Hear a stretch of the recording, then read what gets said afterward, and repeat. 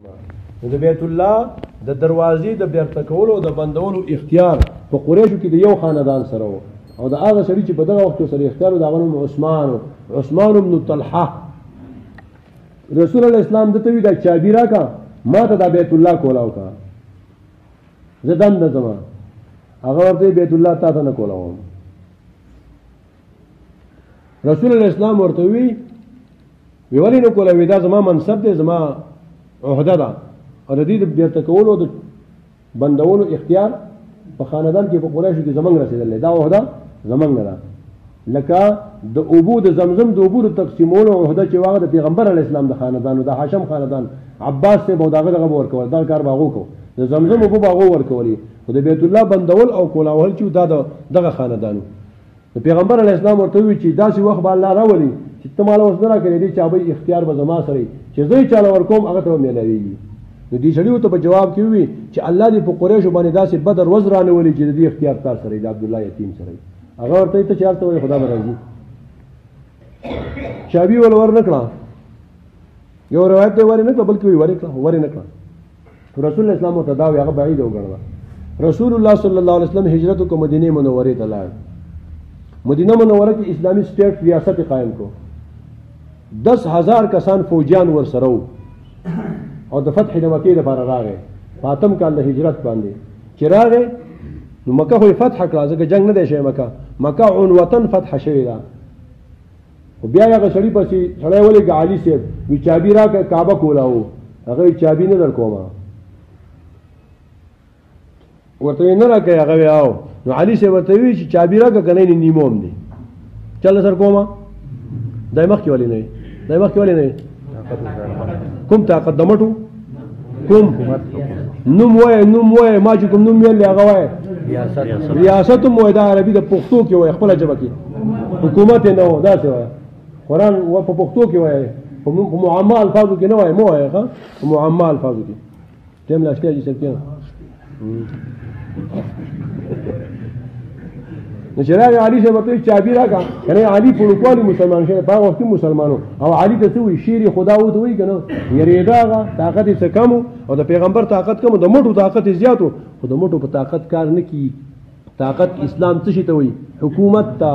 نو چې حکومت یې راوسته او دلته فوج سره راغی نو هغه ورته وایي راکړه چابي که نه څیروم دی هغه یې سر کې د ابۍ صبر وکړه چې د ابۍ خواله لاړ شم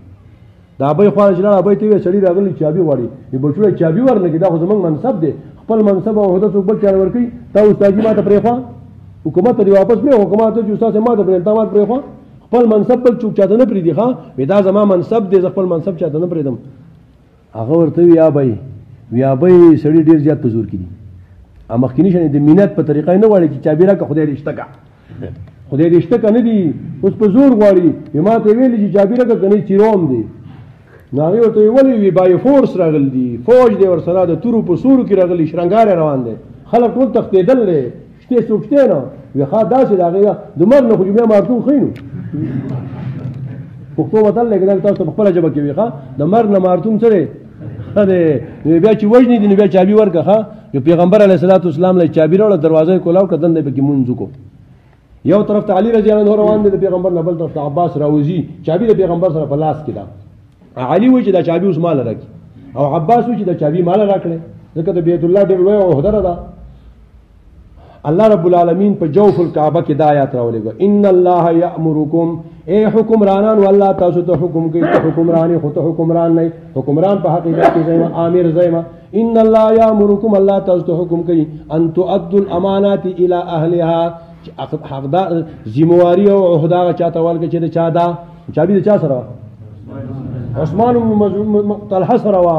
نو چابي هغه ته आवाज وکړه خو تل چابي دی اغستې و وراشه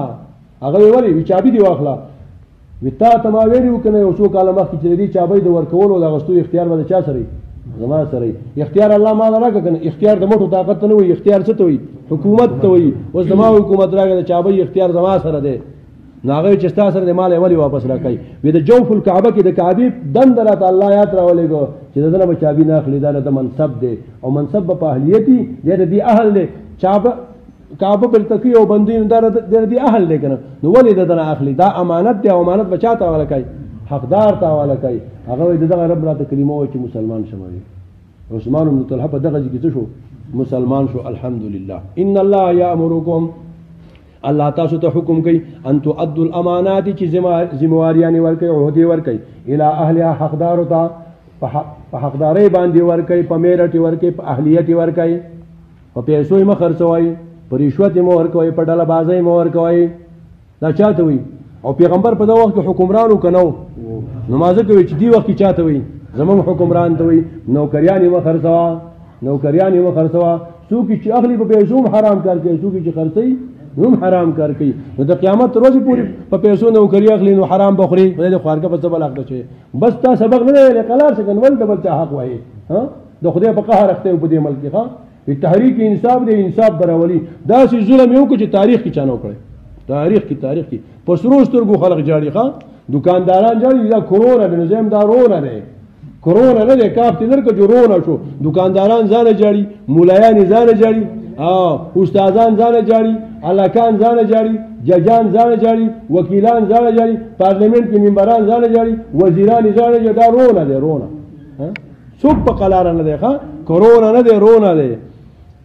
څلور حکمونه د دې آیات نه ثابت شو ګورئ و اذا حکمتم بین الناس وکړه چې د خلقو مین کې فیصله کوي ان تحکموا بالعدل الله له حکم کوي چې د انصاف فیصله وکوي یو اصل ثابت شو د آیات نه د اسلامي ریاست څنګه ان الله یامرکم الله درته امر کوي او قانون ساز څوک شو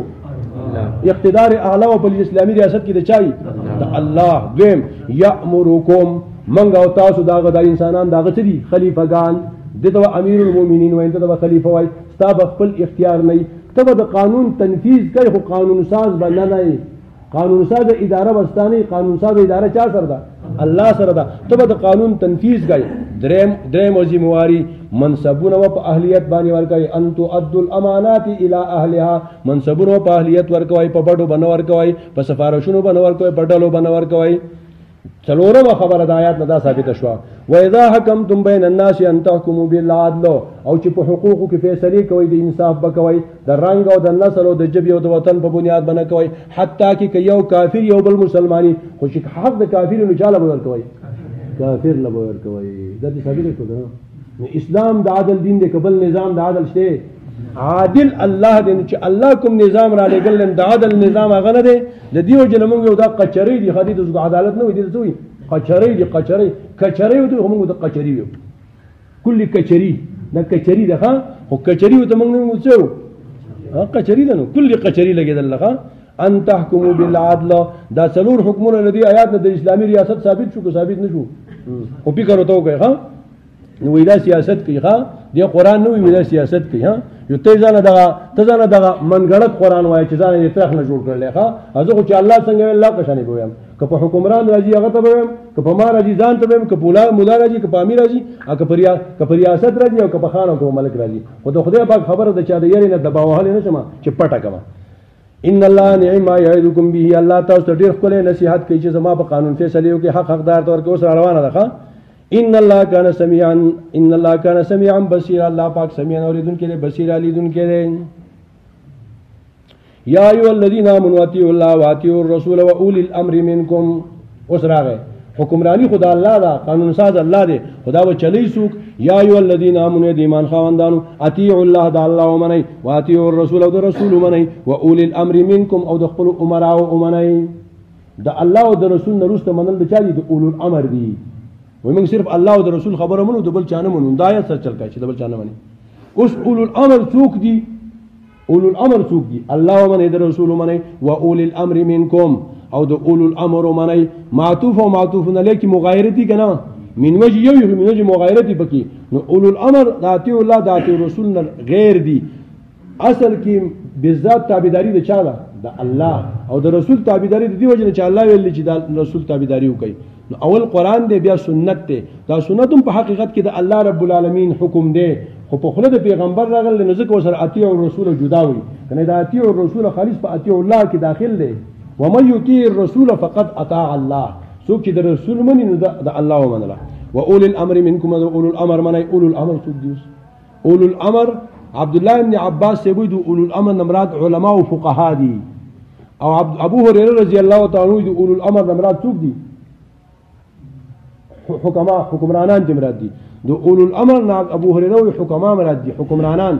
او عبد الله بن عباس څوک مراد دي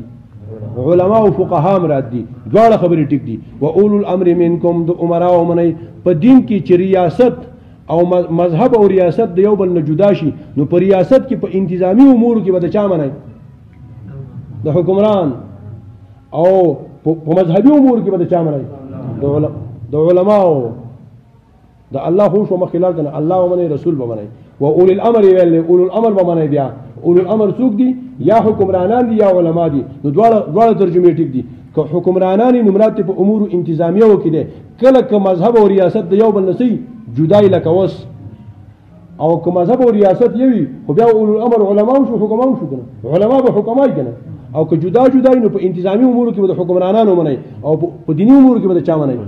د علماء به مني ځکه هغه قلهون ورین داغه په دین کې څو مني هغه خو قلهون ور اجازه لا داغه په دین کې څو مني انتظامی امور کې به اوسم د حکمران منو تاسو به انتظامی امور څنګه هغه دلته کې سکول جوړ کړل دا د های سکول له زمونږ سیکنډری سکول دی کنه اوس د اجمیر خلک را پازي چې موږ ځان دغه بلډینګ بل جوړو دغه سرټیفیکیټ به دغه جن ورکو دا منل کی دغه سرټیفیکیټ به جعلی کاصلی وي